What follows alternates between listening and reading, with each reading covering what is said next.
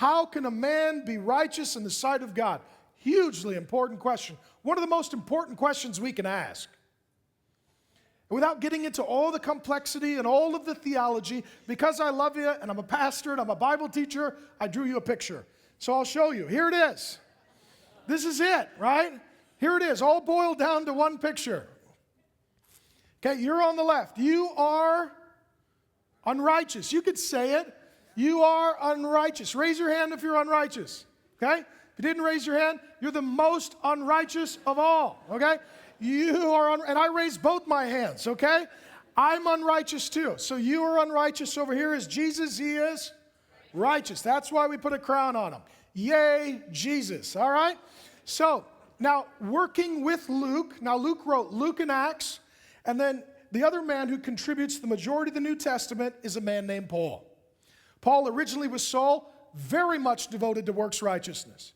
He talks about this in his testimony, for example, in Philippians 3. I was born of the right family, right tribe, circumcised on the 8th day, went to the right school, studied under the right rabbis, got straight A's in Pharisee school. I was graduated, most likely to make martyrs. I nailed it. That was me. And I had an amazing resume. And then I met Jesus and I realized it's all garbage.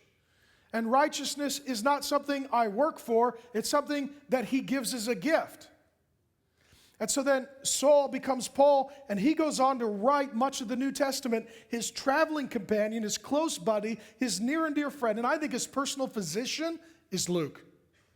And so when Luke here records gift righteousness from the lips of Jesus, Paul echoes this repeatedly in his teaching in the New Testament.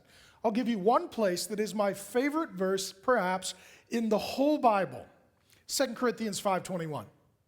God made him who knew no sin, Jesus, to become sin, that would be our sin, so that in him we might become the righteousness of God. I tell you this verse all the time because it is so amazing. Martin Luther called it the Great Exchange. And let me show you exactly what it is saying. Paul here is echoing Luke, and they're both echoing Jesus. God made him, Jesus, who's righteous and knew no sin, to become our sin.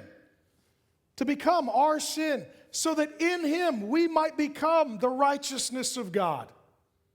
Theologically, we call this double imputation. My sin goes to Jesus. Jesus' righteousness comes to me. Say, how do you do that? You don't. It's a gift. You receive it empty-handed. This is how it works.